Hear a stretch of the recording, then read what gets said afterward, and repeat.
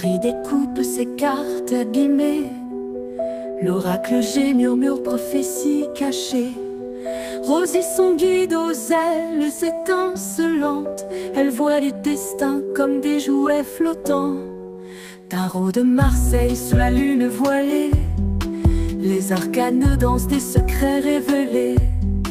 Mademoiselle Lenormand chuchote doucement les chemins de l'amour, les pas vacillants.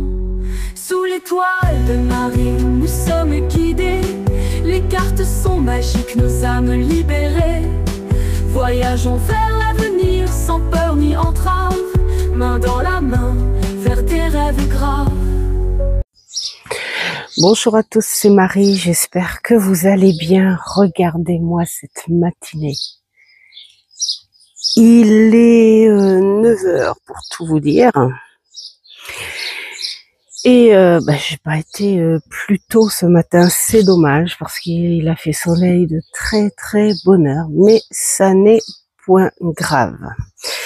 Il fait trop beau et du coup j'ai décidé de faire ma petite vidéo FAQ et un tuto réponse pour une abonnée. Voilà, alors FAQ, c'est par rapport à 3 personnes, mais il y a beaucoup de questions, donc j'ai dit je vais pas accumuler trop de questions à la fois pour répondre. J'ai laissé cependant mon post toujours, j'ai laissé mon post, donc si vous voulez y aller faire un tour, il y a un post où vous pouvez mettre, poster, commenter vos questions dessus. Alors je vais d'abord répondre. Alors attendez, parce que moi je prends mes feuilles au tuto. Donc répondre à la question de Midnight Harmony. Qui semblerait avoir été déçue, la pauvre, d'avoir teinté les tranches d'un jeu et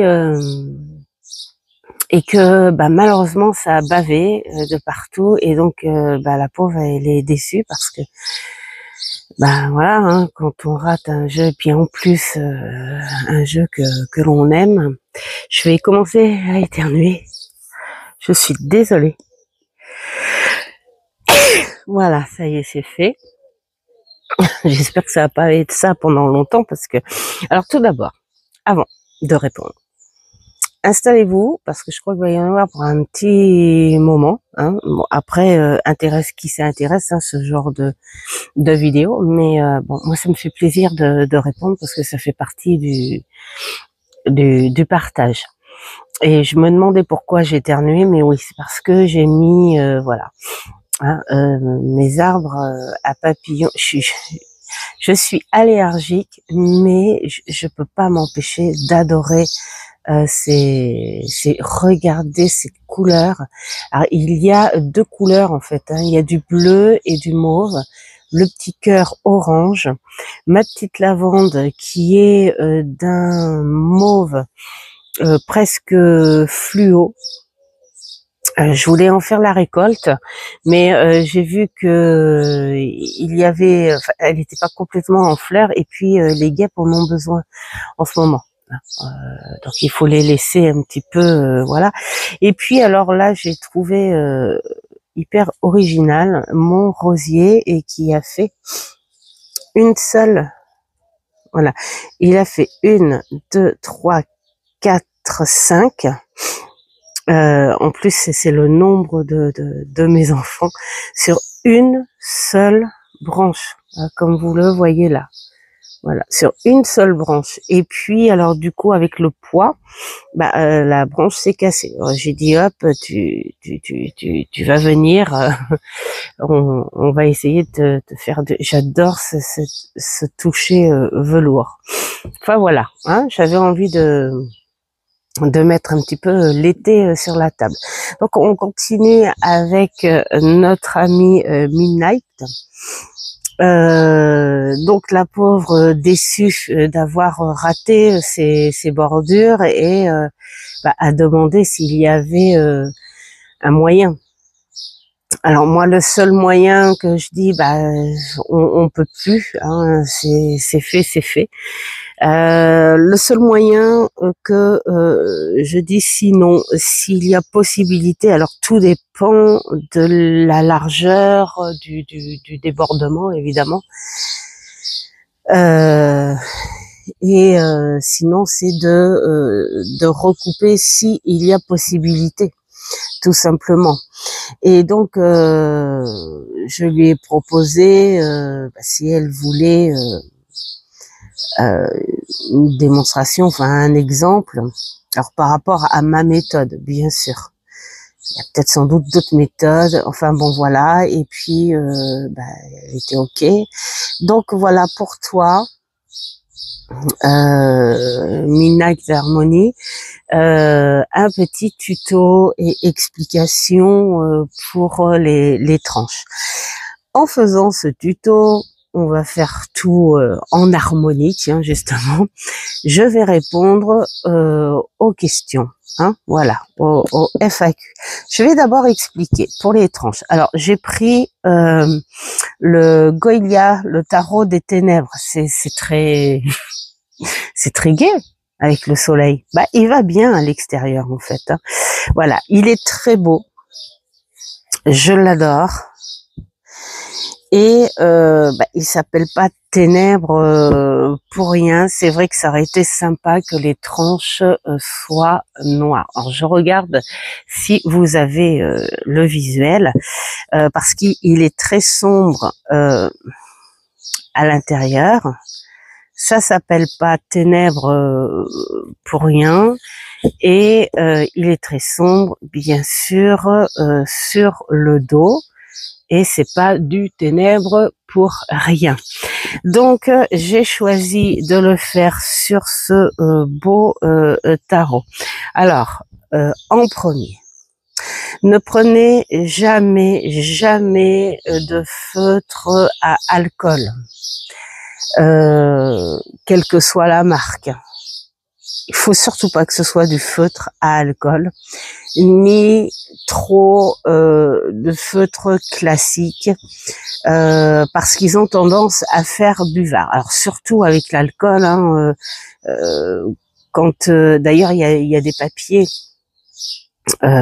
exprès pour ce genre de feutre, parce que soit ça perce le papier, soit ça passe au travers du papier, ou soit ça s'étale, hein. Vous faites juste un petit gribouillis et la tache elle fait buvard, elle s'étale.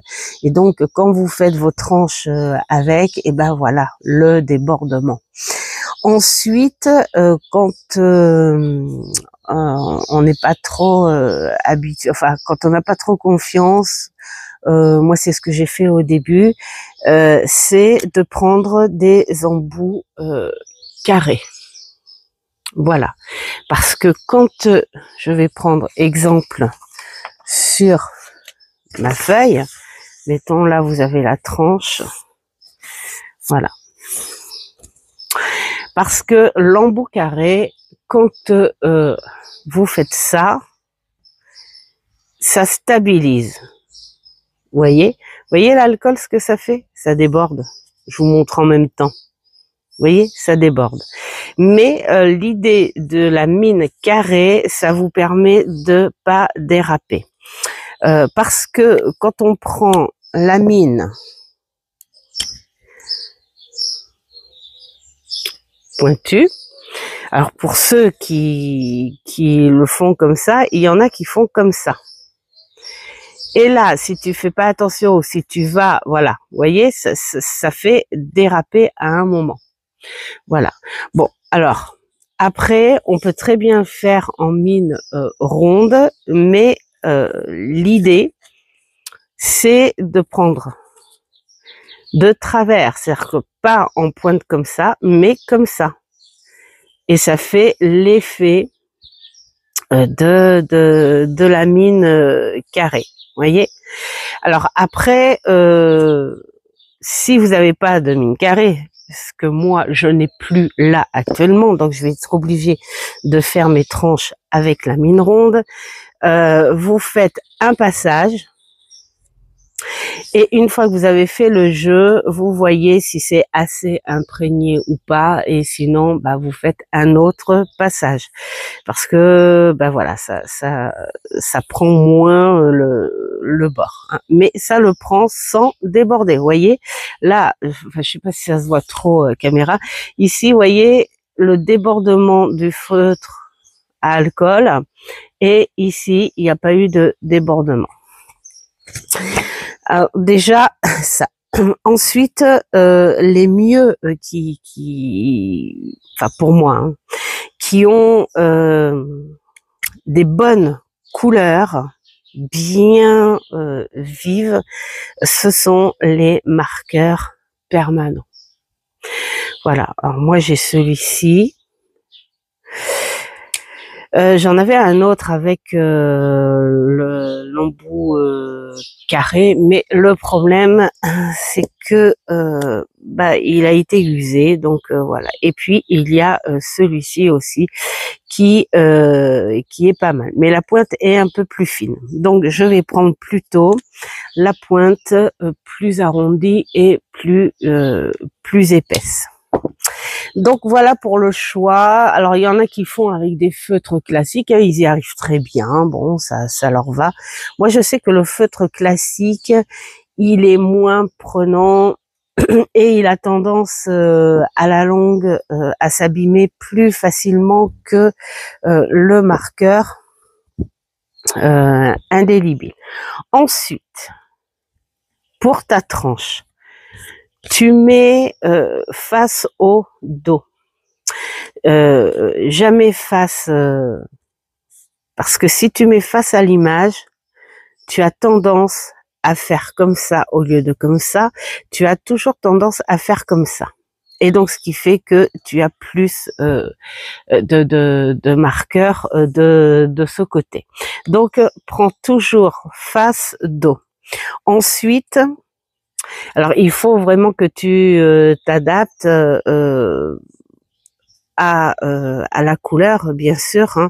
Alors si tu es sur, mettons, un jeu, enfin moi je déconseille après là, si tu as un jeu clair, genre crème ou blanc, qui est foncé de dos, mais qui est vraiment très clair au niveau de l'illustration, il faut pas, faut éviter si on n'a pas trop confiance, parce que là, ça ferait moche. Moi, je l'ai fait avec le grand jeu Mademoiselle Lenormand, et encore heureux que je l'avais acheté sur Vinted pour 5 €.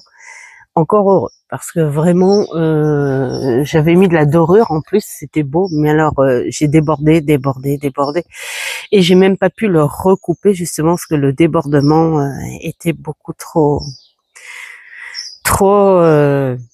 dégueulasse, tout simplement. Donc voilà. Et après, tu prends bien ta carte de façon à ce qu'elle ne bouge pas non plus, hein, comme ça. Et puis tu fais ton appui. Et puis tu y vas. Alors quand tu y vas et que tu sais que tu es avec ton dos, moi j'ai l'avantage que ce soit un dos foncé. N'aie pas peur de pencher plus vers ton dos. Comme ça, ça évite d'aller sur l'illustration. Ensuite, pour les pointes, voilà, il faut faire ça. Après, moi, j'ai envie de dire, il faut pas non plus se presser, hein, parce qu'il y en a qui ont l'habitude et qui mettent le truc comme ça, et puis hop, on fait des machins très très vite fait. Et donc c'est là qu'on a les débordements. Donc là non. Alors vous avez vu, je prends la pointe. J'ai bien peur qu'il va falloir que j'aille chercher un autre. Je crois que j'en ai plus en plus. Il écrit presque plus celui-là. Bah ouais, je m'en sers tellement que voilà. Bref, je vais attendre. Voilà, bon, j'aurais montré. Voilà. Donc du coup, je vais faire la FAQ sans faire mes tronches parce que j'ai pas du tout envie de les abîmer parce que je vois que mon feutre est pas assez euh, voilà, hein, il reste plus grand chose. Mais enfin, voilà, la tranche, elle est faite. Ça n'a pas débordé sur ça n'a pas débordé là et ça n'a pas débordé non plus sur l'illustration. Alors après je fais comme ça au jour, non, il n'y a pas de débordement et il n'y a pas là non plus. Voilà. Donc voilà pour la petite tactique. Et puis alors surtout, quand vous faites ça, même si c'est un marqueur indélébile séchage rapide, vous étalez moi c'est ce que je fais. J'étale mes cartes comme ça. Mettons je fais une ligne de 10. Voilà. Et puis, le temps que je fasse la 11e, vous voyez, mes cartes, elles ont le temps de sécher. Et après, je les ramasse pour faire une autre ligne. Mais il faut vraiment les laisser sécher tranquillou. Faut pas faire l'erreur d'empiler les unes sur les autres aussitôt. Parce que ce qui n'a pas séché ici peut se frotter à une autre carte et ça peut déteindre sur l'autre carte. Ça peut être dommage, hein. Voilà pour le tuto. J'espère que ça a répondu à ta question, Midnight Harmony. C'est très joli. Et mais bon, là je vais pas le faire. Quoique peut-être que mon autre. Est-ce que mon autre en a assez? Parce que voilà, moi ce que j'ai pas envie. Ah, attends.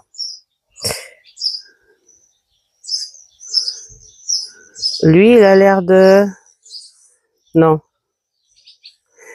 C'est super. La fille a fait un tuto.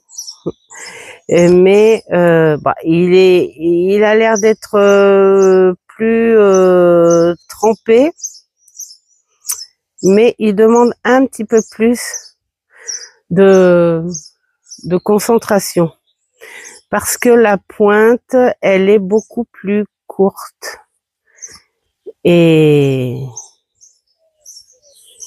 voilà, vous voyez.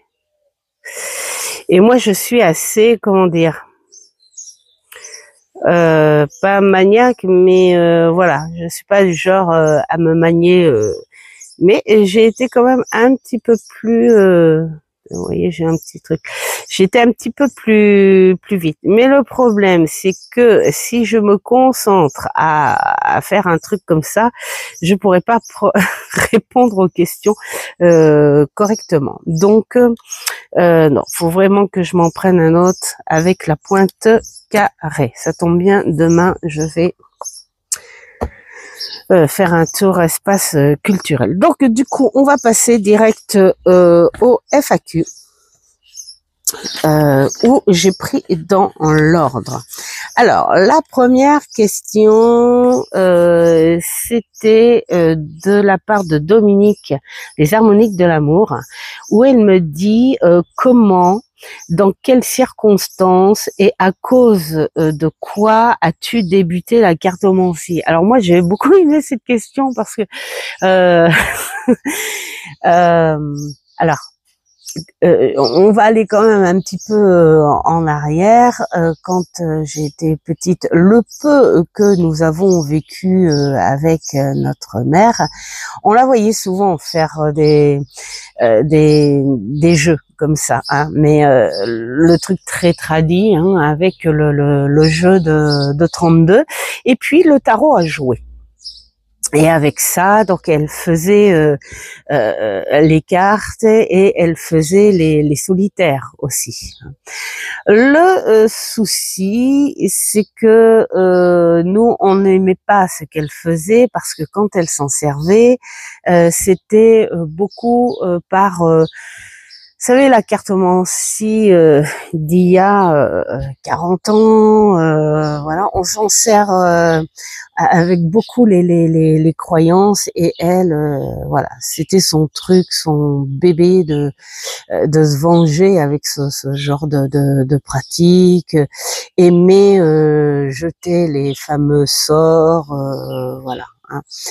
Et donc, enfin pour ma part, hein, je sais pas pour mes frères et sœurs, mais j'ai appris il y a pas longtemps que j'ai un frère qui a peur de ça, mon petit frérot Christian, parce qu'il lui était arrivé un truc à l'armée. il en a été retourné. Donc quelque part, voilà, c'est génétique sans doute, hein, familial, je sais pas. Mais en tout cas, voilà. Et j'ai mon autre frère qui se dit ressentir les choses aussi, et puis euh, plus dans le côté chamanisme, lui. Voilà. Et mais pour ma part, déjà cette personne, on la portait pas dans notre cœur. Donc j'ai beaucoup associé la pratique avec la méchanceté. Hein, comme quand on voit ces sorcières avec la verrue sur le nez, tout simplement. Donc j'ai fermé ce truc-là parce que ça me foutait les ch'touilles quelque part. Alors c'est pas vraiment le jeu lui-même, parce que ce qui est rigolo l'un dans l'autre, c'est que la carte, moi j'adorais. Je sais pas pourquoi, et je sais que je me souviens hein, que mon beau-père, à l'époque, mais on était revenu de cure pour la tuberculose, et c'est là que j'ai rencontré, enfin qu'on a rencontré notre beau-père. Et lui, il allait souvent, vous savez, les bars du dimanche, le tiercé, machin et tout. Et il m'avait ramené un jeu de 32. J'y comprenais rien du tout au jeu de cartes, mais bon, il me l'a filé à moi, je sais pas pourquoi. Voilà, il me l'a filé à moi.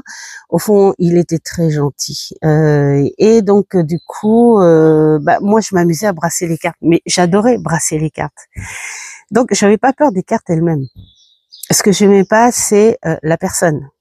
Voilà, hein, c'est là qu'on voit d'ailleurs hein, que tout support peut être bon ou mauvais, parce que tout dépend dans quelle main il est. Et donc du coup, en grandissant, j'ai fermé, j'ai tourné le dos à ça. Et pourtant, j'adorais les cartes. Voilà. Je sais pas pourquoi. Il y a un truc qui me disait tu aimes les cartes. J'aimais la carte.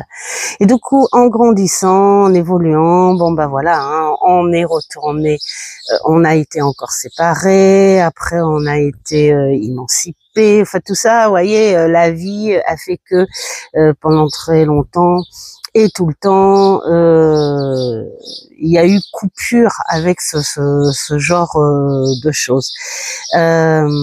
Mais j'ai toujours eu cette sensation dans tout ce qu'on traversait avec mes frères et sœurs. Pour moi, parce que je savais pas eux, bien qu'il y a pas longtemps on en a parlé avec mon frère, et lui aussi secrètement. C'était son petit jardin secret, c'était son secret aussi hein, de dire que il sentait qu'il y avait quelque chose qui le poussait, qui l'aidait. Et donc moi j'ai toujours cru en ça par contre. J'ai toujours cru en ça parce que je me suis dit en voyant ce qu'il y avait autour, pourquoi j'acceptais naturellement de suivre un chemin, de suivre les conseils, d'aborder les personnes en qui j'avais confiance, et je pouvais suivre mon petit bonhomme de chemin. Bon bref, ça s'est fait comme ça. Et puis un jour, quand j'ai trouvé mon travail d'assistante maternelle à une petite école privée, je me suis super bien entendue avec une collègue, et puis on parlait comme ça, mais elle savait pas du tout si j'étais intéressée par ces choses-là ou pas. D'un coup, elle me dit, écoute, je t'invite à boire un coup chez moi. Et donc chez sa maman, parce qu'elle vivait chez sa maman encore. Et puis elle me dit, je vais te présenter ma mère. Mais elle dit, n'aie pas peur, parce que ma mère, elle fait les cartes et tout. Ouais, c'était très naturel. C'est comme si on me foutait sur le chemin des indices en disant, tu t'en débarrasseras pas de ce truc-là. Et cette femme, elle a pris son alliance et avec un de ses cheveux, parce qu'elle avait les cheveux très longs, ça je m'en souviendrai toujours. Et puis elle m'a pris la main, et puis elle a fait un truc comme ça, et puis elle me dit, voilà, tu vas voir ci, ça, dans les 6 ans à venir. Et bah c'est ce qui s'est passé en fait. C'était très ouais, c'était vraiment de la prédiction, quoi. Et ensuite elle a pris un jeu de 32, et puis elle l'a étalé en fouillis. Et puis elle me dit, prends 3-4 cartes sans réfléchir au hasard. Et donc ça complétait ce qu'elle m'avait fait. J'ai trouvé ça extraordinaire. Et après m'est revenue l'image de ma mère. Et donc là j'ai dit non, c'est quoi ce truc, enfin tu vois, très longtemps j'ai dit ce truc. Et puis au fil du temps, mon évolution, mes enfants, ma vie sociale, enfin voilà, et je me souvenais de chaque de chaque partie de cette vie sociale, cet avancement. Il y a des choses qui se passaient dont la personne m'avait dit, alors qu'elle ne me connaissait pas du tout, parce que ma collègue, bah, on parlait de tout et de rien, mais pas de ma vie privée ou quoi que ce soit. Bref, voilà, elle était, j'ai trouvé ça magique. Voilà, c'est ce que j'ai tout le temps, magique.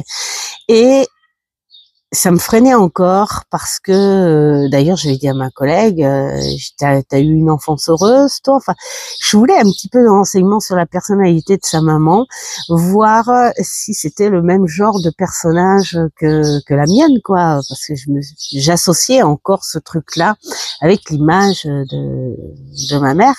Et elle me dit, ah maintenant j'ai eu la plus belle enfance enfin, de ma vie, et tralala, et tralala. Et donc au fil du temps, comme il s'est passé des choses comme ça, voilà. Et bah après j'ai été mais comme ça vraiment par hasard, hein. J'arrêtais pas de rencontrer des gens. J'ai même rencontré ma prof de français, hein, bien avant que je travaille, qui croyait en ce genre de truc. Et moi aussitôt je reportais sur le personnage pour dire, est-ce que c'est une personne gentille? Et ma prof de français, elle était extrêmement gentille. C'est elle qui m'a justement appris, enfin qui m'a aidée, parce que j'avais pas d'argent ou quoi, mais qui m'a aidée pour me faire de la danse et tout. Vous voyez, j'ai rencontré que des gens comme ça, que des belles âmes. Et du coup, petit à petit, je m'ouvrais quand même à cette truc, parce que je sentais la carte, déjà la carte. Et du coup, bon, bah voilà, un jour en balade comme ça, je tombe sur une petite boutique. Je me souviens, c'était deux petites bonnes femmes, hein, qui tenaient cette boutique, et c'était un dépôt livres, des livres d'occasion, voilà, genre vintage, mais en boutique. Et je suis tombée sur le tarot, l'apprentissage de la cartomancie. Il n'y avait pas que le tarot, il y avait aussi la carte à jouer et un peu d'histoire sur la cartomancie, qui de base on parlait beaucoup sur l'Égypte. Et donc il y avait donc toutes les explications du tarot de Marseille que je connaissais pas du tout, hein, voilà, mais j'avais 20 et quelques bazars. Hein. C'est dire que j'ai commencé de bonne heure, j'en ai 56. En lisant ce bouquin, bon, j'ai été attirée, donc je l'ai acheté évidemment. Et puis en le lisant, je me suis dit, mais en fait c'est un peu c'est comme toute chose, il y a des bons et des moins bons, hein, qui ont des capacités. Enfin, moi à l'époque je disais pas capacités, qui ont des dons et et c'est pas parce que je suis attirée. En fait, quelque part, j'avais un peu honte d'être attirée par ce genre de choses parce que j'avais pas envie d'avoir l'image de ma mère quelque part. Hein. C'est ce que j'ai compris après, hein, quelques mois après, c'est ce que j'ai compris. Et donc du coup, je me suis dit à quoi ça ressemble un tarot de Marseille. Et là, il y avait une petite boutique ésotérique et il y avait ce fameux tarot de Marseille de Grimaud. Ben j'ai dit tiens, je vais le prendre. Voilà, je vais le prendre et je vais voir. Et je n'ai jamais fait de formation, jamais, jamais, jamais. J'ai lu, j'ai testé. Et déjà, dès le début, instinctivement, je m'inventais des personnages parce que j'avais pas envie que ça parle de moi. Et très naturellement, j'ai tout de suite su séparer en fait la formation, on va dire, hein, naturelle de moi, quoi. Hein. Donc je savais que tout ce que je tirais, tout ce que je faisais, c'était par rapport au personnage que j'avais inventé et à l'histoire de ce personnage. Et je me suis entraînée pendant des semaines et après des mois, et voilà, parce que j'ai beaucoup percuté quand même sur les mineurs du tarot de Marseille, vraiment pas facile. Un peu plus souple sur les associations des majeurs. Ça, c'était sympa. D'ailleurs, j'aimais bien y retourner. Mais j'ai pas fait comme beaucoup, genre travailler qu'avec les majeurs et ensuite les mineurs. Non, moi j'avais envie de tout mélanger, ce qui a peut-être aussi été beaucoup plus long dans l'apprentissage parce que j'ai été très très longue, j'ai été même très très très très très très longue à comprendre les mineurs et surtout à mettre en tête, parce que moi le but c'était de dire je veux me servir de la carte sans me servir du bouquin. Et comme j'étais pas hyper lectrice et comme je n'avais pas hyper beaucoup de sous parce que voilà, hein, j'avais mon premier enfant, tout ça, j'étais maman à 21 ans, il y avait des trucs, voilà, hein, des priorités. Donc du coup, bon, bah tant pis, j'ai fait avec ce bouquin et tout. Après, j'ai plus continué sur ma vie et tout. Bon, j'ai été bloquée parce que aussi à l'époque, mon ex, il était fermé à ce truc-là. Et là où je me suis bien développée, parce que j'ai quand même fait en cachette. Pour les petites voisines, quand elles venaient boire un café, enfin voilà, il y avait plein de choses. Et voilà, ma formation elle a été comme ça. Bon, par la suite, j'ai divorcé. Enfin, il y a eu plein de choses. Mais c'est après mon divorce que je sais pas. Il y a un truc qui m'a fait, qui m'a éveillée. J'ai été un peu plus profondément sur ce jeu hein, qui était encore là, qui ne m'a pas quitté, qui a toujours été là.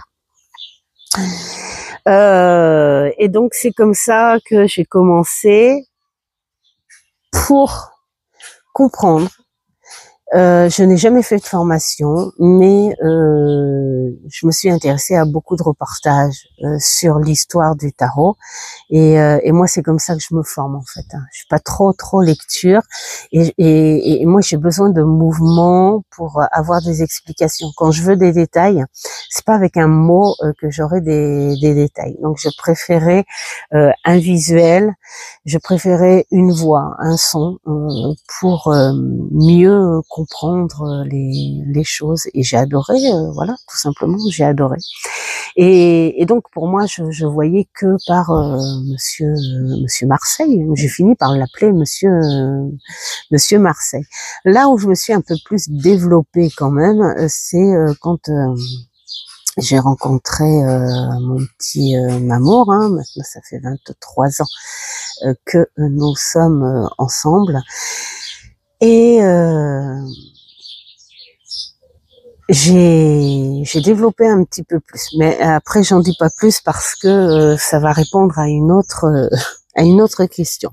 Voilà comment j'ai débuté la cartomancie, avec de l'expérience, et après quand j'ai fait pour les amis, les amis des amis. Et puis en fonction de l'évolution et de l'âge aussi, parce que je peux vous dire qu'on n'a pas du tout la même maturité, on n'a pas du tout la même confiance, voilà, que quand on a 25 ans, parce que je devais avoir 26 ans, je crois, un truc comme ça. Donc on n'a pas du tout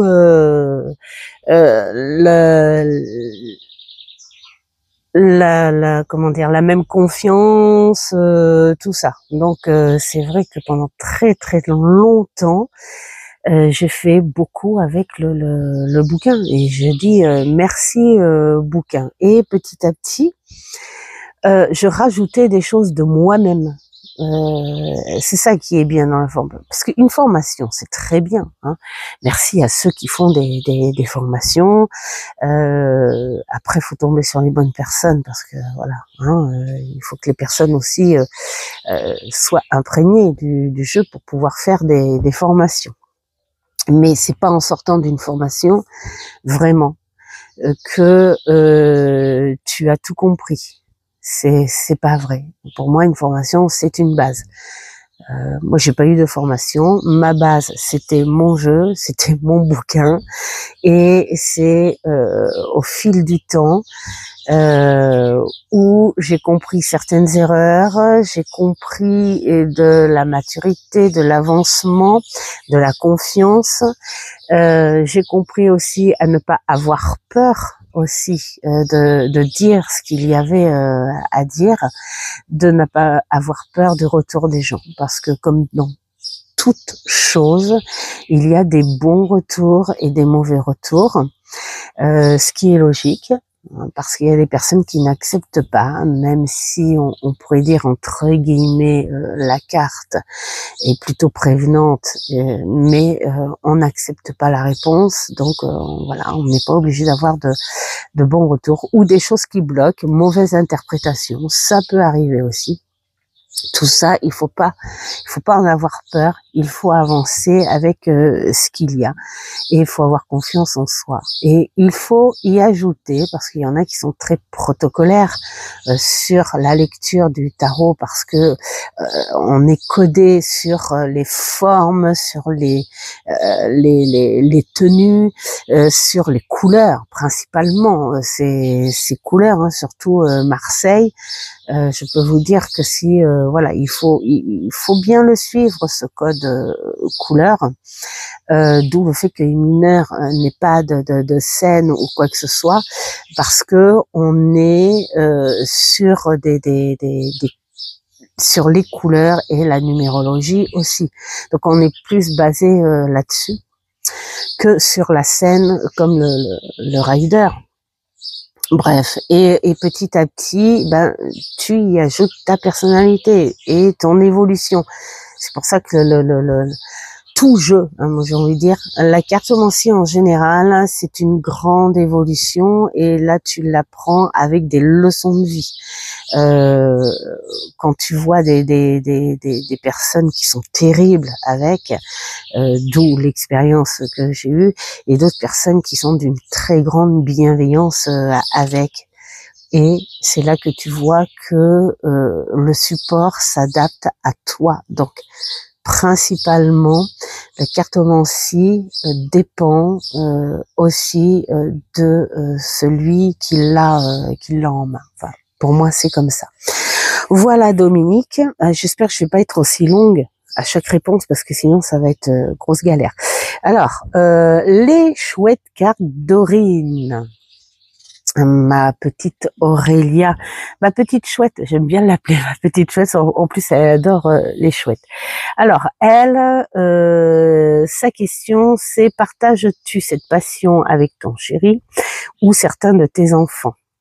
Est-ce que, enfin plutôt mon chéri était réceptif à tout ça avant de le connaître? Alors c'est ça qui est rigolo. Alors certains de mes enfants, beaucoup les garçons, enfin surtout deux, hein, les deux aînés, pas du tout, parce que ils se sont, comment dire, conditionnés sur les idées arrêtées de leur père, hein, ce qui est logique, hein, ils ont le droit, tout à fait.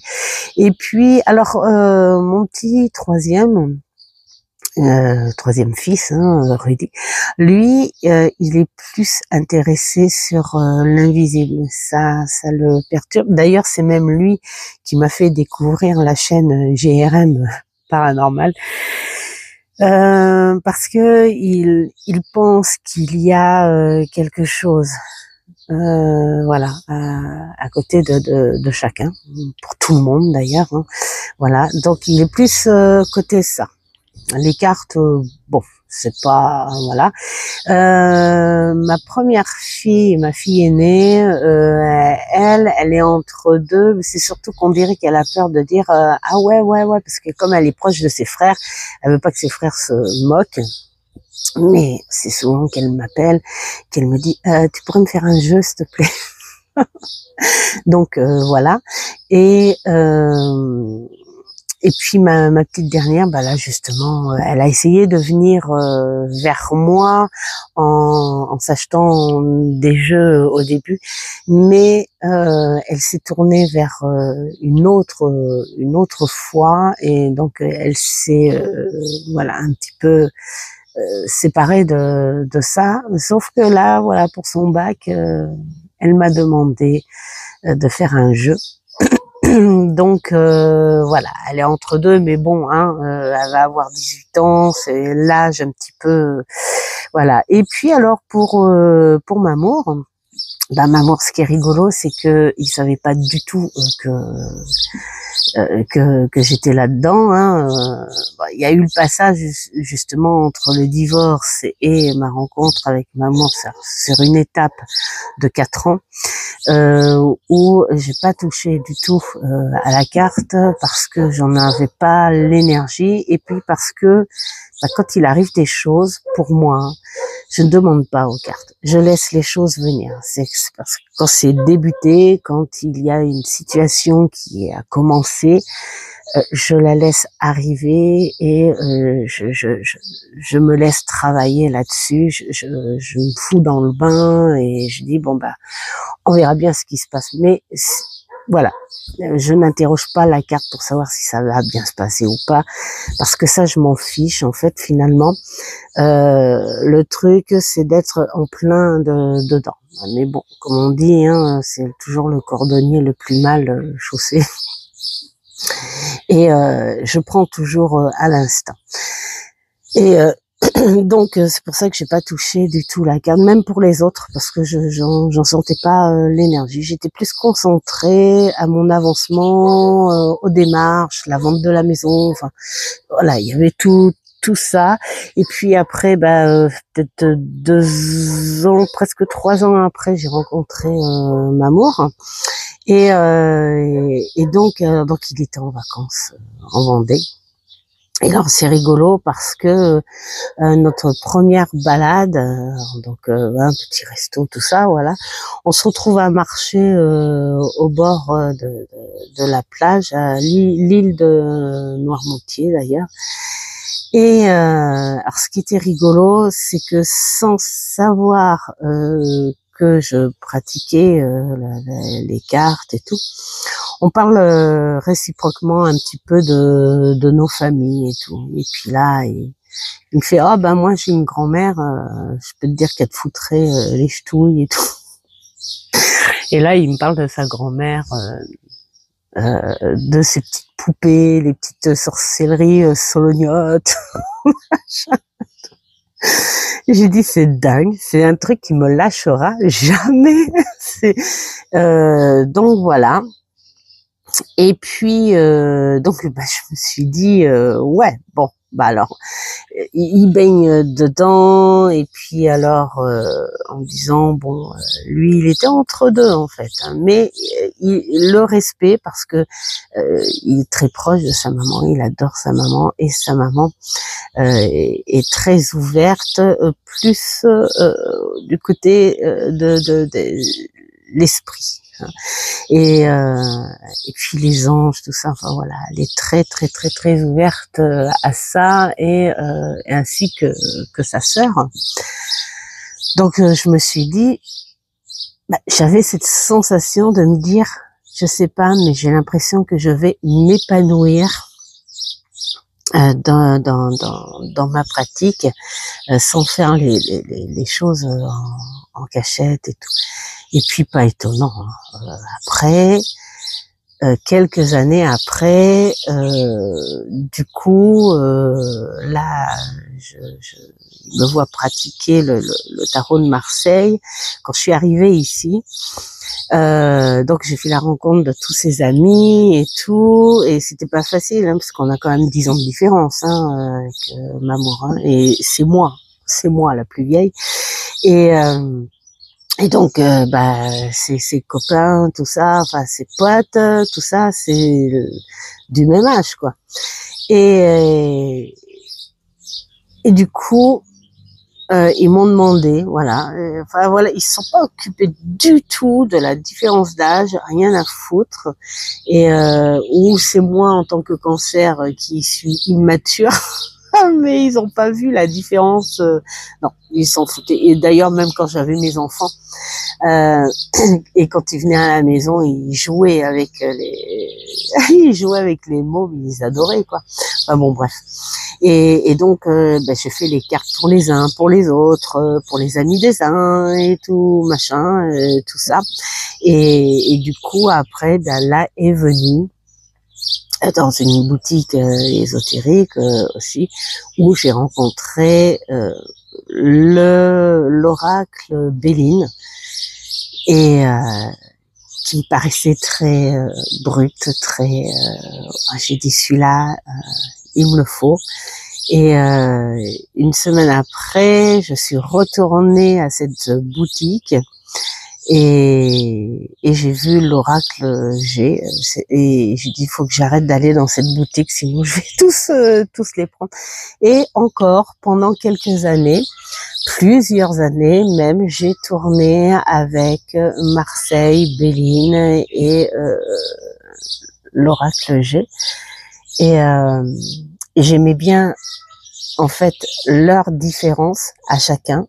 Parce que Béline, on sent aussi que il y a ce code astrologique qui est marquant quand même. Hein, ça, il faut.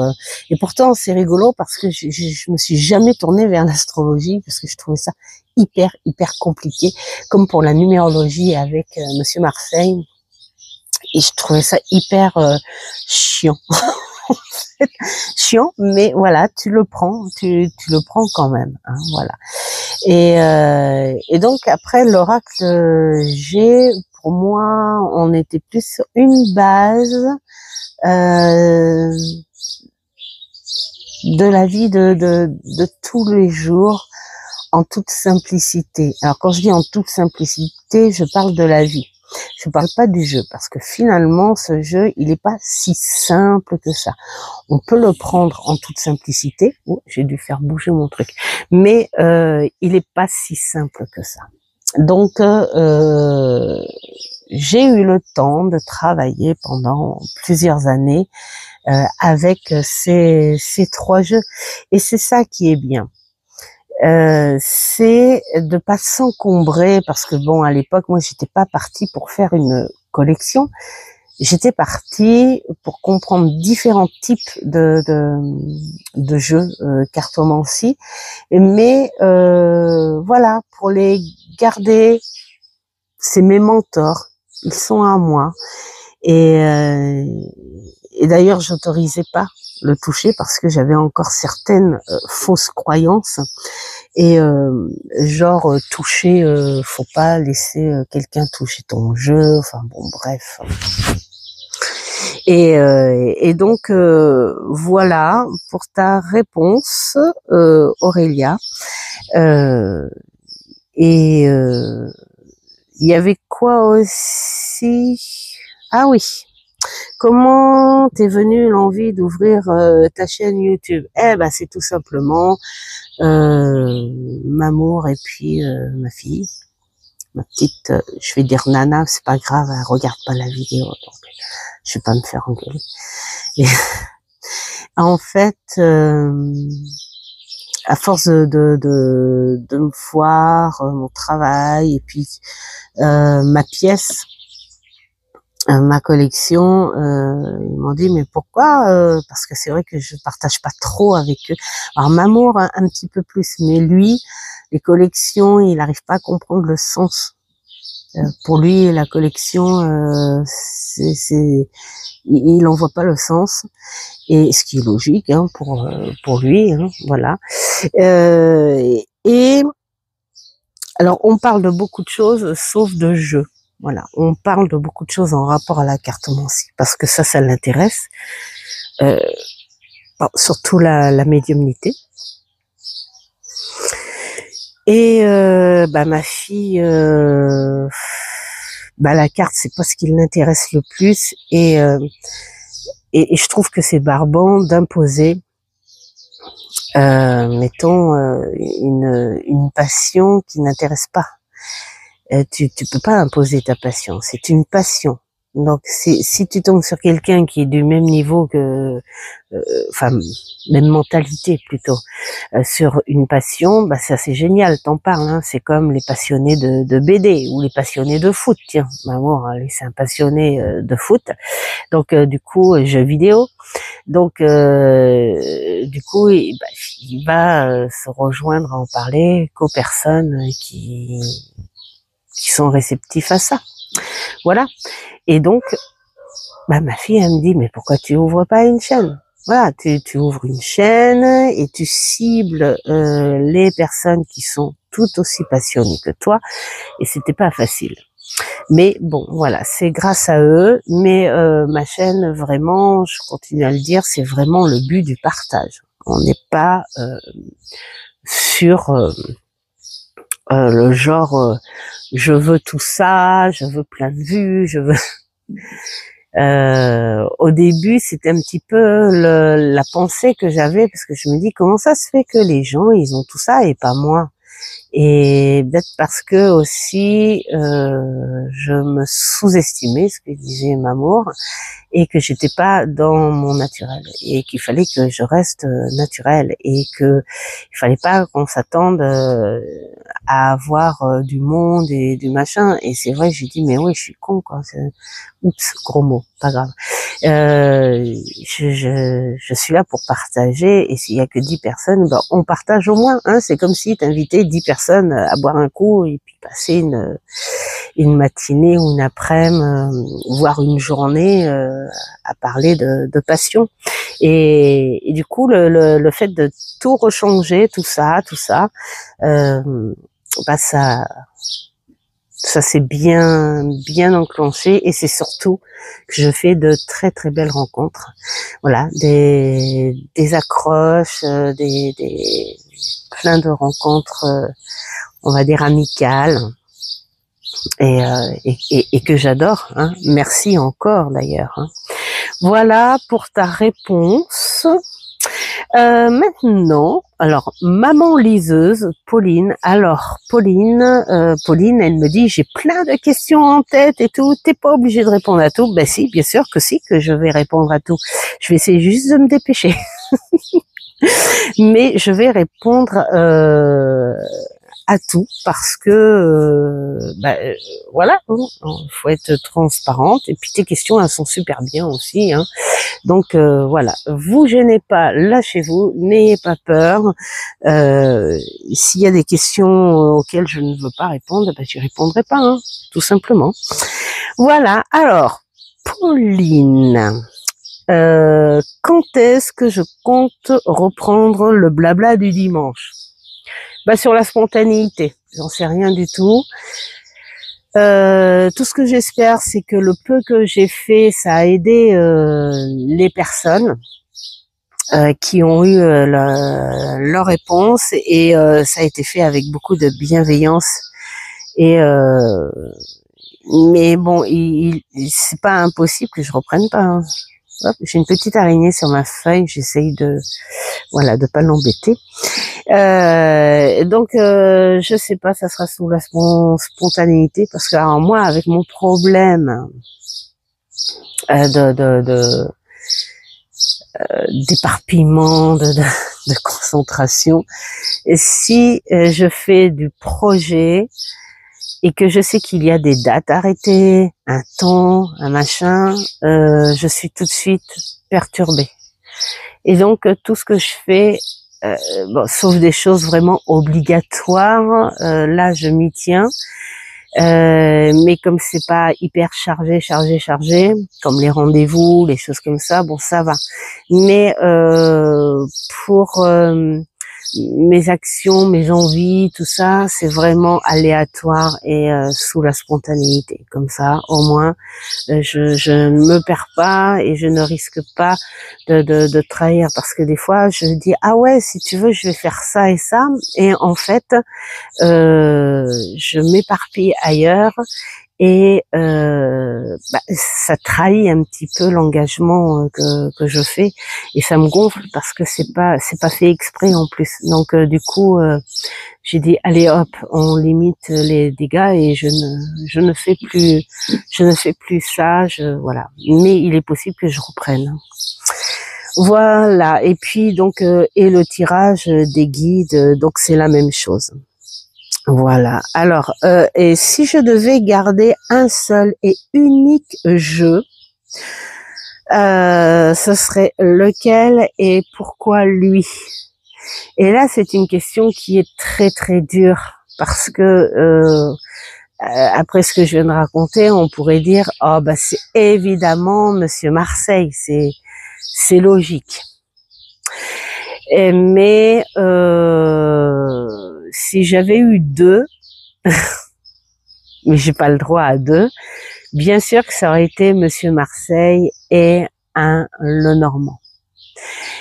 Et du coup, pour moi, ce serait plus le Lenormand que j'ai connu bien longtemps après. Ben, attendez, j'ai pas de date précise, mais bon, allez, ça va faire en gros bientôt, j'ai envie de dire 30 ans, du coup que je baigne là-dedans.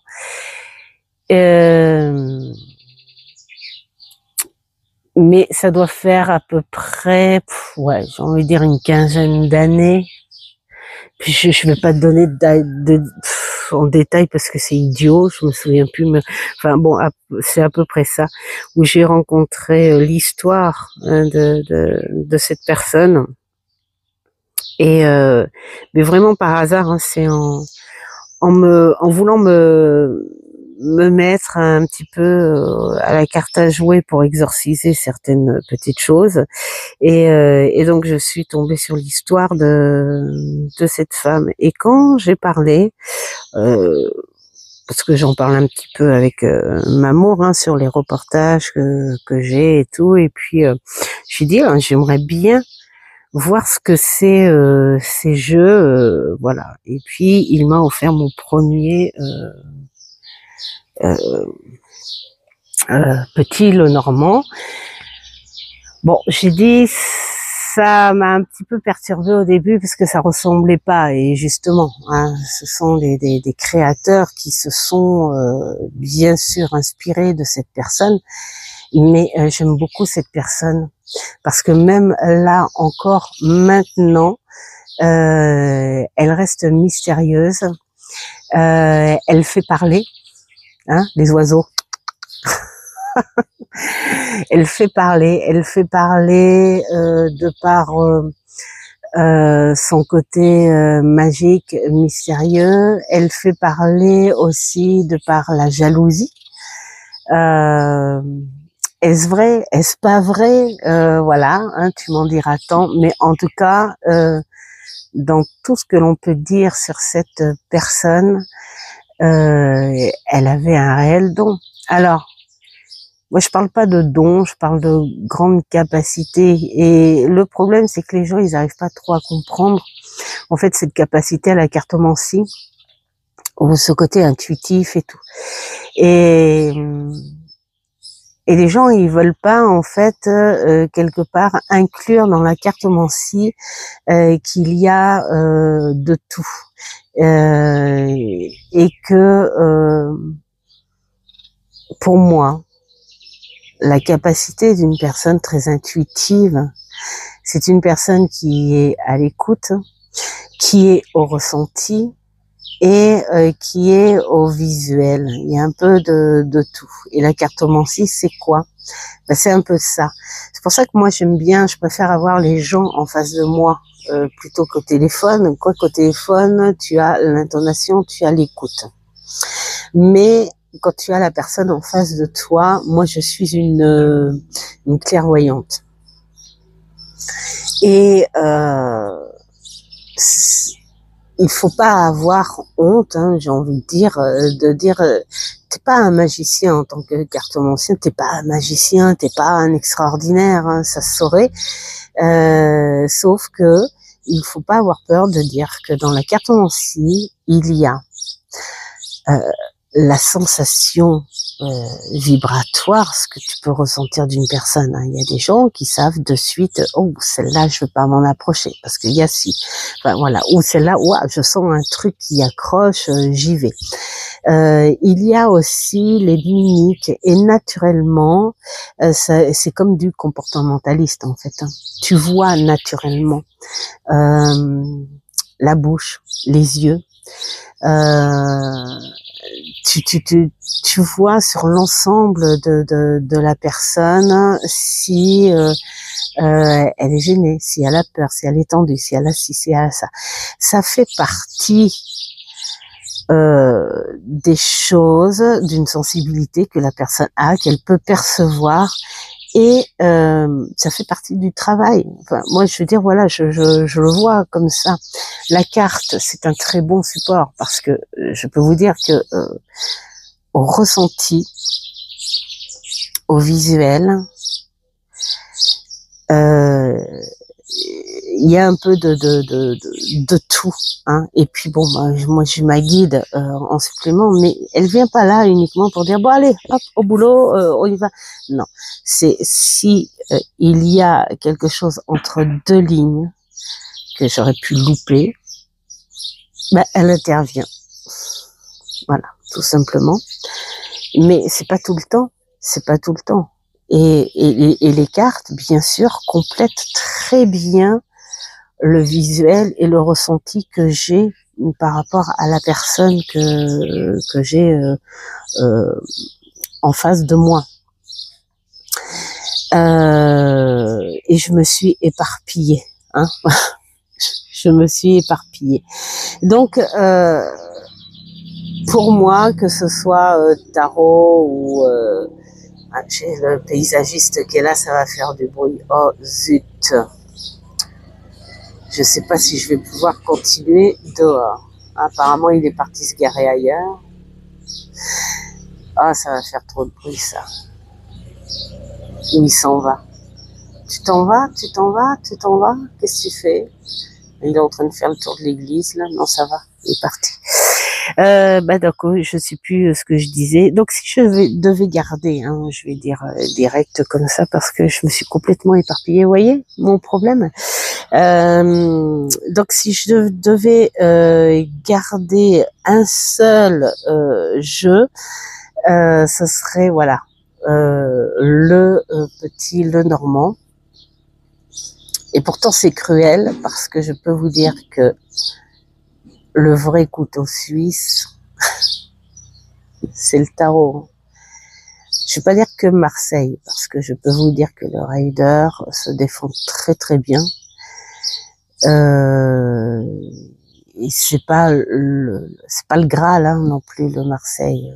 J'ai commencé avec lui, mais c'est pas non plus le Graal. Mais quel que soit le tarot, c'est un vrai couteau suisse. Mais par rapport à l'histoire du personnage, ce serait le petit Lenormand. Voilà, c'est ça. Je retourne à la base de ma réponse, c'est que cette personne, elle a intrigué beaucoup parce qu'elle avait cette capacité aussi de comprendre, de voir aussi sans le dire aux personnes, mais les défauts, parce que toutes les personnes qui viennent vous voir, c'est ça le truc aussi dans la cartomancie, elles viennent vous voir en disant je suis pas bien parce que il y a un machin, voilà, cette situation, c'est de la faute d'eux. Et comment dire que quand tu vois que cette personne y est pour quelque chose, et c'est là la complication, c'est de te dire comment lui faire comprendre que parfois, il faut admettre et se remettre en question pour éclaircir la situation. Et je pense qu'elle avait cette franchise-là. Et c'est pour ça qu'elle était aimée. Et qu'elle avait cette vraie capacité. Et il faut... Pour moi, c'est une personne qui travaillait beaucoup sur la finesse intuitive et la psychologie. Parce qu'il n'y a que comme ça que l'on peut prévenir de quelque chose. Donc oui, ce serait le petit Lenormand. Alors après, si tu acceptes que j'en prenne un deuxième, bah ce sera le tarot, évidemment. Alors, as-tu plusieurs guides ou uniquement Rosie? Eh bien, c'est rigolo parce que j'ai senti quand j'étais jeune, hein, bien sûr, ce que je disais tout à l'heure, je sentais qu'il y avait plusieurs.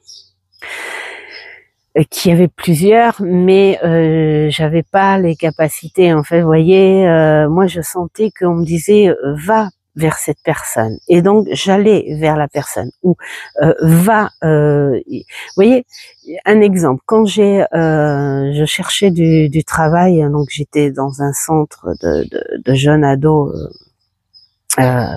Abandonné, hein, voilà, faut le dire, et que on m'aidait à chercher du travail hein, pour mon apprentissage. J'avais les ch'touilles, parce que voilà, hein, quand tu as l'habitude d'être humilié, quand tu sais que tu as été que jusqu'en troisième, quand tu sais que tu as des lacunes par rapport à la concentration, enfin tout ça, tu as peur de rencontrer les gens. Moi au début c'est ça, j'avais vraiment peur, même là encore, hein, je suis un peu sauvage. Hein. Et j'avais mon éducateur, hein, d'ailleurs, ce qui était rigolo, il m'a fait « Allez, je suis loin derrière toi, mais tu vas devoir te débrouiller à faire ton porte-à-porte parce que c'est très important. » Et quand je voyais une ouverture, une boutique, c'est comme si on me disait non, pas là. Et moi, au début, je contredisais en fait le truc que je sentais qu'on me disait. C'est l'intuition, sans doute. Hein. Et c'est vrai que quand je suis rentrée vers cette boutique et que la personne m'a dit, mais alors très hautaine, hein, tu pourrais faire l'affaire physiquement, mais ton élocution est beaucoup trop décontractée pour cette boutique. Et là, je me suis dit, alors en plus j'étais rebelle, hein, parce que j'avais 16 ans, j'étais hyper rebelle. Et j'ai osé dire à la personne, enfin c'est après, parce qu'elle me fait, enfin elle regarde sur mon papier et donc elle me fait, ah mais c'est que vous êtes une jeune fille de la DAS, ah le centre Jeanne d'Arc, ah mais il a pas très bonne réputation. Et moi je suis partie en lui disant, merci de votre accueil, mais j'ai une petite chose à vous dire, regardez-vous devant le miroir avant de parler aux gens de cette façon. Et là, oh, mal élevé. Et donc je suis sortie colère et en rigolant en même temps. Et donc j'ai mon éducateur qui vient vers moi, il me fait qu'est-ce que tu as fait? Donc je lui ai expliqué. Il me dit non mais attends, d'accord c'était légitime, mais faut pas faire ça. Tu pars, point barre. Et c'est là que j'ai compris en me disant mais oui au début on m'a dit, on m'a fait ressentir ne va pas là. Et toi, tu y as été. Et donc, du coup, j'ai marché là-dessus, sur cette intuition. Et quand j'ai trouvé la boutique où j'ai fait mon apprentissage, et en plus, elle m'a gardée pendant 9 ans en tant qu'ouvrière. Hein. Après, bon, elle a coulé la pauvre parce que les grandes surfaces se sont mis à faire des boutiques de déco. Hein. C'était une boutique de déco, parfumerie, savon, perles de bain, encens. Mais voilà, pendant 12 ans, c'est-à-dire mes 3 années d'apprentissage plus mes 9 ans d'employés. C'était un paradis cette boutique. Et quand je suis passée devant, au début je voulais pas parce que voilà, la vitrine était très belle et tout. Et dans ma tête je me disais oh c'est encore un truc de Bourges. Et comme je venais de me faire rejeter, je dis ah non. Et bah, il y a ce truc comme un guide, voilà, c'est ça. Mais j'arrivais pas à déterminer hein, à cette époque-là si c'était intuitif, le guide, mais voilà. Et elle disait ouvre la porte, ouvre. Et j'ai ouvert. Et tout s'est bien passé. Et je trouvais ça, voilà. Et cette personne, d'ailleurs, c'est là aussi, je me dis, mais tu dans ta galère, tu as eu que du bonheur en fait. Voilà, j'ai été en fait équilibrée, c'est-à-dire que toutes les misères, non je pleure pas, je renifle, c'est les fleurs.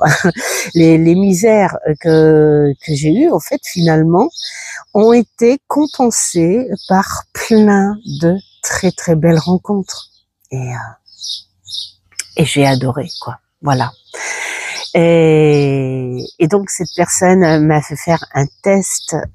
Vous savez, ces tests, comment on dit, d'intelligence là. Enfin, ces tests pour savoir ce que tu peux être. Enfin voilà.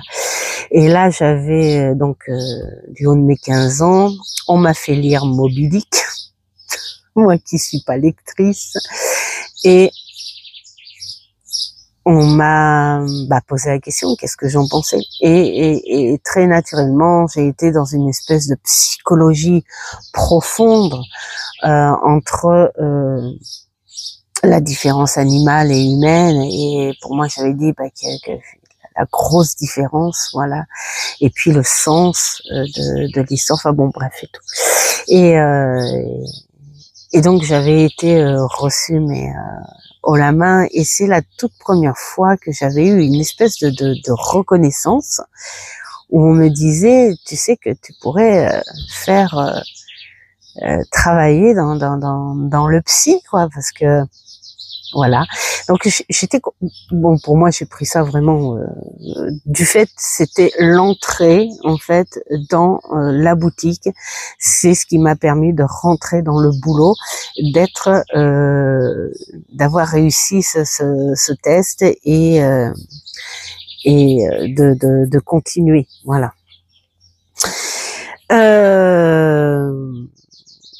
Et donc, j'ai toujours ressenti qu'il y avait eu plusieurs de guides comme ça. J'ai toujours rencontré les bonnes personnes au bon moment, même quand il y a eu des traversées du désert, comme tout le monde, traversées du désert à n'importe quel âge, à n'importe quel moment, au moment où on peut pas s'y attendre. Mais il y avait aussi des traversées très fertiles, très belles. Des surprises incroyables et là aussi toujours au bon moment, au moment où tu t'y attends pas et tu rends grâce à tout ça. Donc pour moi oui. Et là en ce moment, Rosie en fait, elle est intervenue. Mais alors là, c'est une autre histoire, hein, plus sur le côté de réveil, de re-réveil médiumnique. Si un jour ça vous intéresse, je vous expliquerai. Mais voilà, elle est intervenue ici. Je l'ai accepté il y a pas longtemps parce que c'est pas quelque chose qu'on dit voilà, on m'a dit ça, chouette, cool, c'est normal. Non, tu te poses beaucoup de questions. Mais là, en ce moment, oui, j'ai que, pour moi, en tant que guide ferme, je crois, hein, c'est comme ça que je pourrais le dire, oui, j'ai que Rosie. Mais je pense que dans toute action, dans tout ce qu'on fait, je pense qu'il doit y avoir d'autres énergies, il doit y avoir autre chose pour t'aider à te guider. Voilà pour cette réponse. Après, ton travail avec tes clients est plus prédictif ou psychologique? Alors, vraiment dans l'ensemble psychologique, parce que c'est grâce justement à la psychologie qu'on arrive à faire du prédictif. Oui, c'est ce qu'on découvre au fur et à mesure de la cartomancie. Qu'il faut déjà aller en profondeur, alors ce qu'on appelle la guidance, hein, bien sûr, mais la guidance c'est quoi? C'est principalement psychologique. Il faut, j'essaye en tout cas, de faire comprendre aux personnes qu'il faut déjà accepter la cible du problème. Parce que souvent de fois, c'est pas ce qu'elles croient. Voilà, ces personnes-là, elles arrivent, je sais pas, moi, je donne un exemple, pas l'exemple concret d'une personne, parce que je suis très engagée. Chaque personne a son histoire et c'est leur histoire et c'est pas les miennes et c'est leur secret aussi.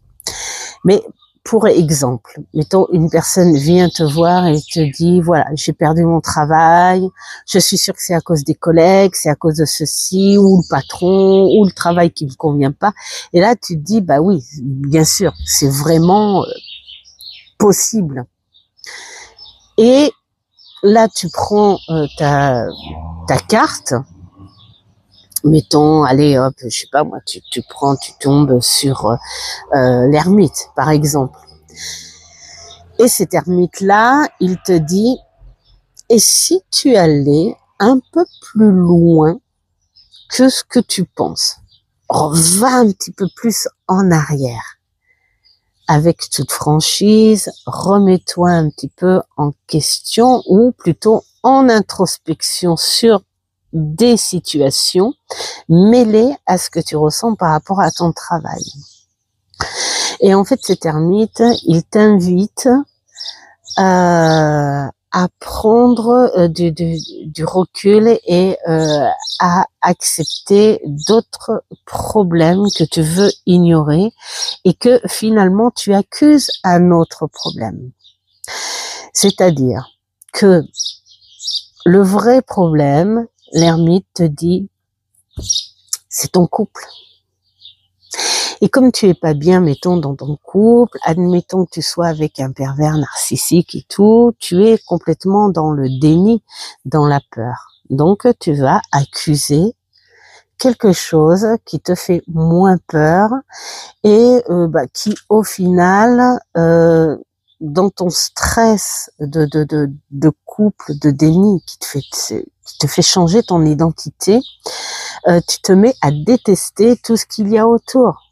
C'est-à-dire, tu te sépares un peu, tu t'éloignes de tes amis, de ta famille, tout ça, et puis finalement, tu viens à te dire, je n'aime plus mon travail parce que le noyau est en train de te faire détester tout ce qu'il y a autour de toi. Et comme ton travail te fait moins peur que la personne qui est en train de te détruire, bien tu dis que c'est la cause que c'est ton travail. Et ça, c'est un exemple que je donne. Et ça, ben, le problème, c'est qu'il faut le faire entendre à la personne en douceur. Et des fois, c'est là qu'intervient Rosie, où elle me dit, ne dis pas maintenant.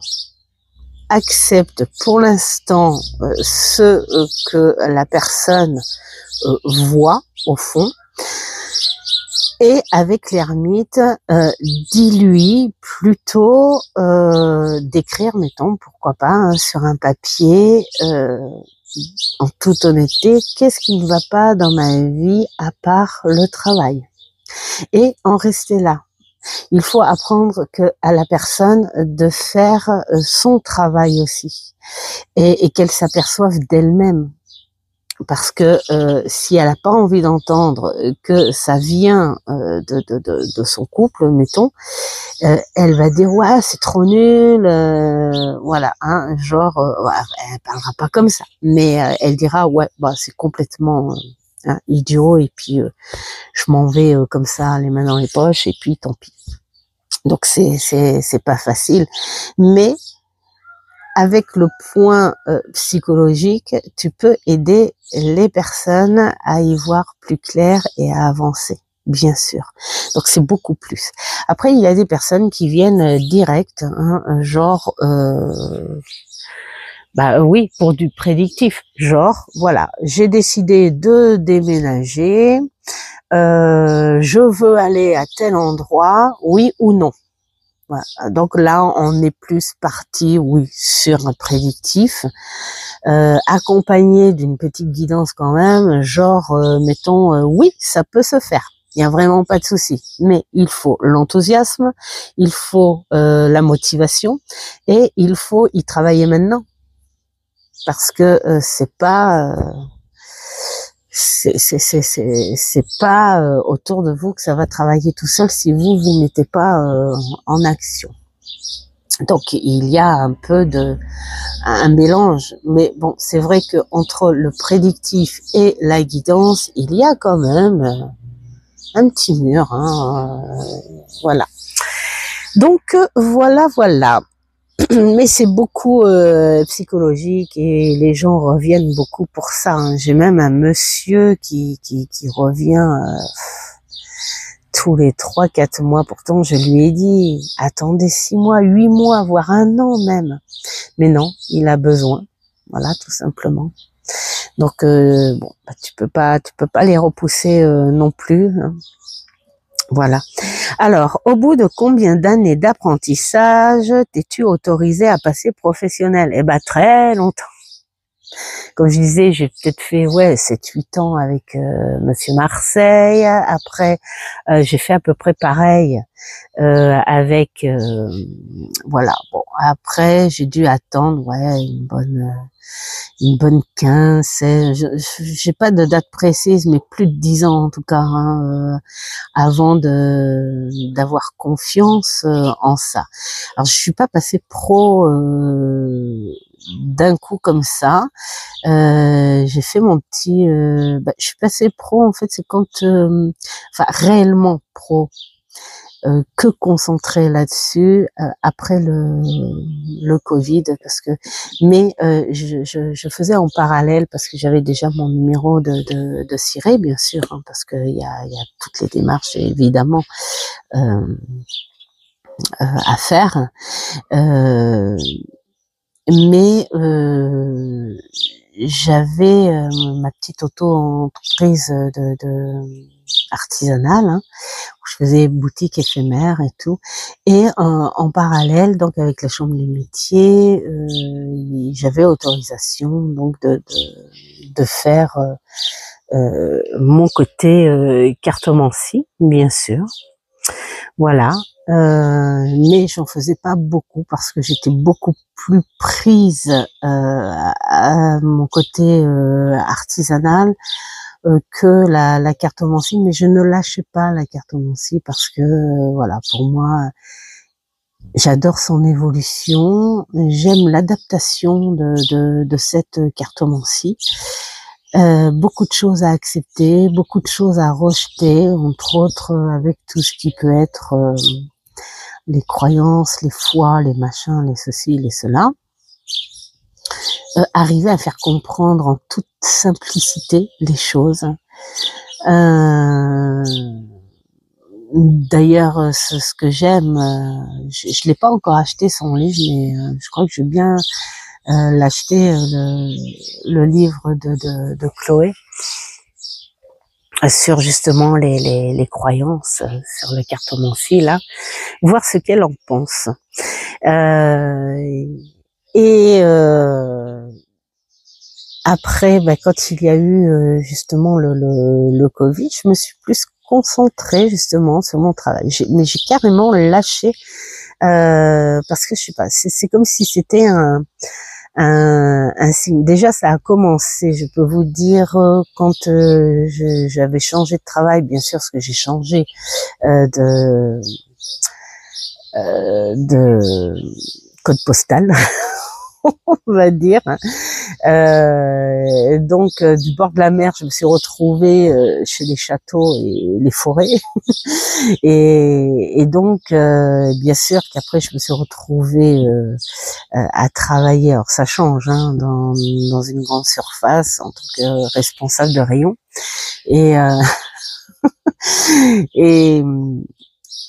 Et donc je continuais ma cartomancie, mais pas en tant que pro. Mais voilà, j'ai aidé beaucoup de gens avec. Et là, c'est passé plein de choses. Voilà, des accidents de travail, grosses opérations, loupées, on y retourne. Enfin voilà, tout ça. C'est comme pour me dire, dégage d'ici, c'est pas ton chemin, voyez. Quand on a des idées mais qu'on le fait pas, voilà. Si tu es fait pour ça, à un moment, on est obligé de t'orienter, de te foutre sur le chemin de ce que tu dois être, voilà, tout simplement. Et donc, j'ai passé une période très longue sous la morphine et bien d'autres médicaments qui te rendent un peu dépendant. Donc du coup, là, la cartomancie, c'était même pas la peine. J'étais pas moi, mais j'étais en pleine création. Cette morphine, si Sherlock, lui, ça lui permettait d'aller au-delà de son intellectuel classique, moi c'était la création. Et puis je peux vous dire que voilà, et c'est là que j'ai des amis qui m'ont dit mais attends, qu'est-ce que tu vas faire de tout ça? Va les vendre, au moins va les vendre. Donc c'est là que j'ai ouvert ma petite entreprise. Et ce qui est rigolo, c'est que quand je faisais les marque-pages, des petits marque-pages en canne comme ça, et il y a une dame qui est venue dans mon chalet et qui m'a dit il va falloir que vous continuiez à faire ce que vous faites. Je dis oui. Elle a dit non, je parle pas de ça. Elle fait regardez bien ces marque-pages. Elle vous fait pas penser à la canne de l'ermite. Moi j'étais ah bon, vous êtes elle fait je sais que vous êtes ça. Elle fait il va falloir que vous continuiez sur ce chemin. Mais c'est incroyable. Je connaissais pas cette dame.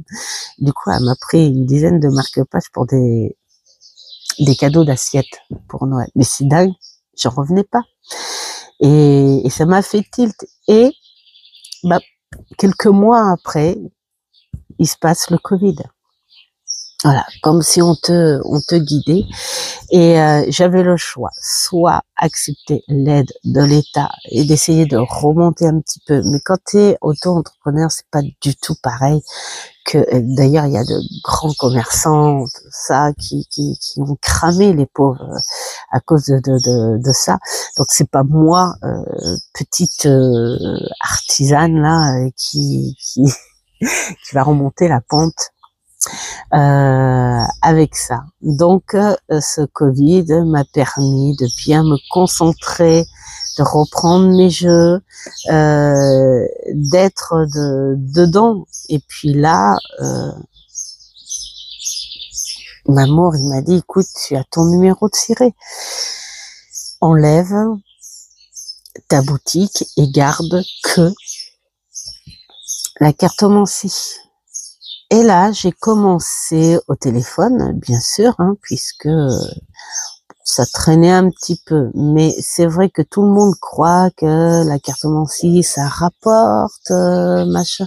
Eh ben non, parce que je peux vous dire, enfin ben non, si je le fais quand même un petit peu, mais ce que je veux dire, c'est que quand tu te lances là-dedans, ils sont hyper pointilleux. C'est-à-dire qu'au début, on m'a laissé parce que j'avais mon côté artisanal et tout, donc pour eux c'était. Et quand j'ai décidé de virer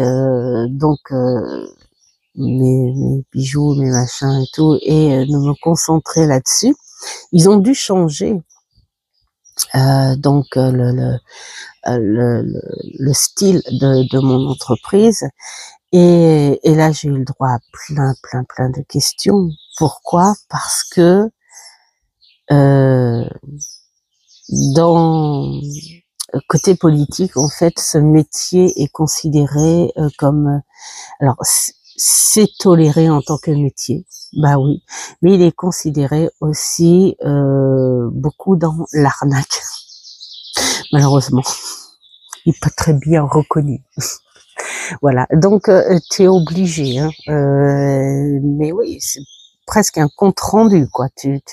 Ta motivation, depuis combien de temps tu fais ça, est-ce que tu es dans la bienveillance, est-ce que ceci, est-ce que cela, enfin voilà, c'est tout un machin pour être accepté. J'ai été acceptée et je dis merci. Et ça, c'était le signe aussi de dire, bon, bah voilà, ça y est, on t'a foutu sur le chemin, maintenant, il va falloir travailler. Voilà. Voilà. Mais, ouais, vraiment, pour moi, faire ce métier, c'est pas de dire, j'ai fait une formation, ça fait 2 ans que je fais ça, bah ça y est, on y va, quoi. Non, parce que je peux vous dire que même les premiers vrais clients, même si ça fait un petit moment que tu fais ça, tu te dis, tu vas dans une autre cour d'école. Hein, c'est comme si tu changeais de cap et t'as les ch'touilles, voilà. Les premiers clients, tu as les ch'touilles. De leur retour. Et c'est vrai que c'est pas plus mal au début. Après, tu t'en fiches parce que c'est comme partout. Hein. C'est comme partout, tu auras les insatisfaits, tu auras les satisfaits. Mais bon, quand tu t'aperçois que tu as beaucoup plus de satisfaits que d'insatisfaits, évidemment, tu sais que tu es fait pour ça.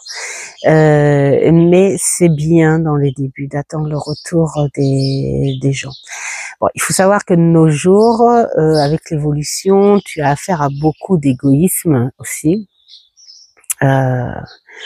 Où sur ma publicité Google, hein, il y a les commentaires, enfin les critiques, oui c'est ça, ouais, les bonnes critiques. Hein. Il y en a pas mal qui m'en ont laissé au début, et là les gens, surtout ceux qui me trouvent sur Google, ils savent qu'il y a une partie où ils peuvent s'exprimer après la consultation, mais ils le font plus. Et moi, je suis pas là pour dire vous pouvez mettre un petit mot s'il vous plaît. Et alors, ce qui est rigolo, c'est que des fois, je tombe sur des gens qui disent ah mais je viens vous voir parce que c'est j'ai vu dans les critiques voilà que les gens sont contents et tout, mais cette personne-là, elle vient, elle ressort, ah j'ai bien fait d'être venue vous voir et tout, mais elle te laissera pas un petit commentaire, par exemple. Vous voyez? Mais bon, ça c'est pas grave, c'est pas grave en soi, mais c'est dommage parce que c'est ce qui fait avancer aussi ton boulot. Parce qu'il faut être aussi dans l'honnêteté. Tu es là pour bosser, tu es là pour aider, mais c'est ton métier aussi. Donc, ce qui est dans la logique, où tu as ton salaire quand même. Hein. Voilà. Mais j'ai envie de dire, si on en fait ce métier, je pense qu'il faut être dans la passion. Déjà, il faut être dans l'écoute. Il faut surtout avoir confiance à son intuition, au petit mélange de tout, hein, ce que j'expliquais tout à l'heure. Il faut pas avoir peur de dire ce que l'on voit. Il faut pas donner à la personne ce qu'elle a envie d'entendre, parce que si cette personne a envie d'entendre quelque chose, mais que cette chose la met sur la mauvaise route, c'est pas topissime pour elle. Et voilà. Moi, je dis tout le temps aux personnes avant, êtes-vous prêts à tout entendre? Voilà. Et surtout, avoir confiance en son jeu. S'il est négatif, c'est qu'il y a quelque chose à travailler.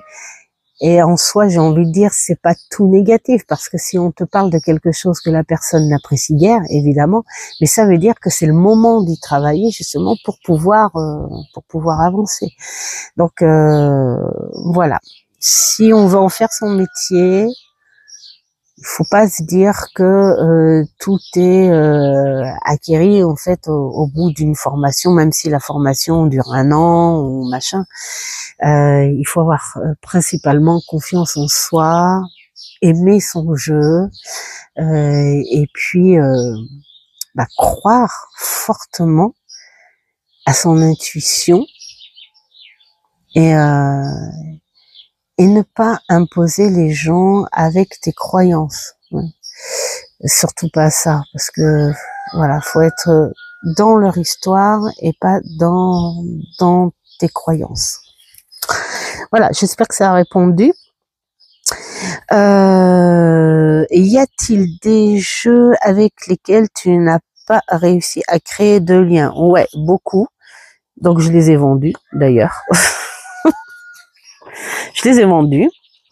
Voilà, ça, vous voyez, c'était rapide là. Hein.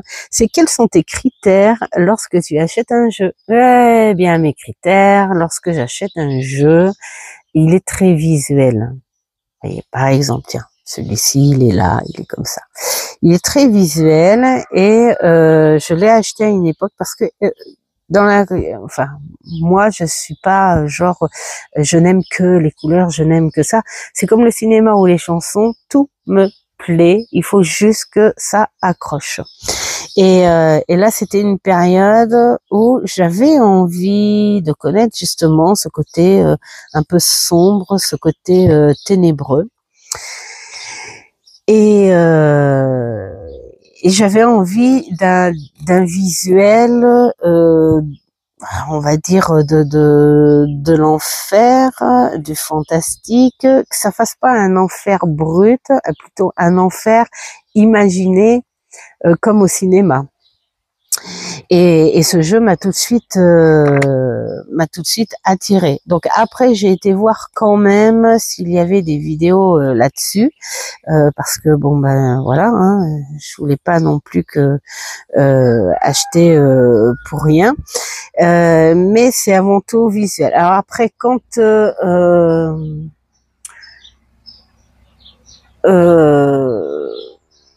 j'avais déjà entendu ce genre de questions où des personnes répondaient « Ouais, mais il n'y a pas que le visuel, moi j'adore le livre et tant que le livre me plaît. » Vous voyez, il y a littéraire ou visuel.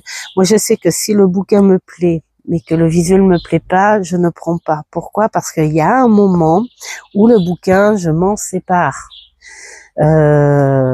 Voilà, et donc il me reste plus que le visuel, et si ça passe pas, ben voilà, c'est pas top.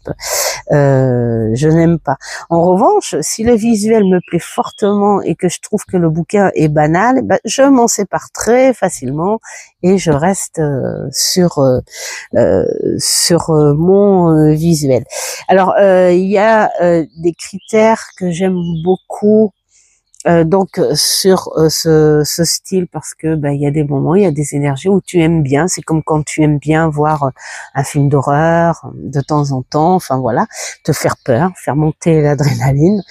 Ce que je n'aime pas trop, on va plutôt parler de ce que j'aime pas trop dans les critères, c'est les jeux un peu trop haut perché. Parce que ça invite les gens à une espèce de croyances qu'ils connaissent pas, enfin voilà, et voilà, c'est pas du tout mon truc. Tout ce qui t'invite à méditer fortement ou répéter, enfin ces rituels là où on te dit pendant 21 jours, mettons, tu répètes la même phrase et les machins et ceci. J'ai pas la patience de ça déjà, ou j'ai peut-être pas les profondeurs à ça, et donc du coup voilà. Et pourtant, on pourrait dire c'est bizarre, quoi, parce que vu tes expériences médiumniques et puis et que tu n'as pas la patience de faire ça, bah oui, c'est complètement différent. Et c'est pas parce que en fait que tu as une grosse partie médiumnique en toi que la preuve que tu crois en tout. Voilà. Donc c'est vrai que les trucs un petit peu trop au perché, je suis pas trop dedans. Voilà. Bon, on a fait une bonne heure 40. Merci à ceux qui auront écouté jusqu'au bout. Et désolé pour ceux qui sont impatients et qui ont dû accélérer les choses. Mais bon, voilà, j'ai répondu à la plupart des questions. Donc les filles, j'espère que les réponses vous auront plu. Et puis après je vais m'amuser, je vais finir mes bougies parce que j'ai des commandes, il faut que je les finisse.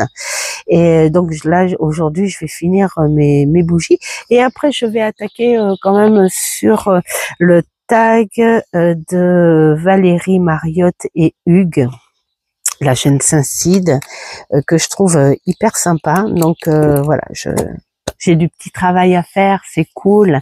Je vous souhaite plein de belles choses et surtout faites ce qui est bon pour vous, c'est le plus important. Ciao, ciao.